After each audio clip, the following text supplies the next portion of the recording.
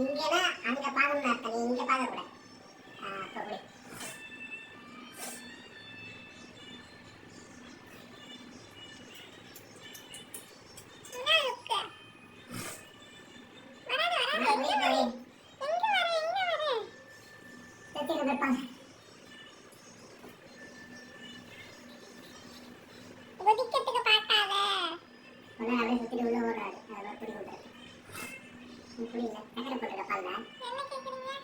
ஏமா பால்ல சக்கரை போடுறியா?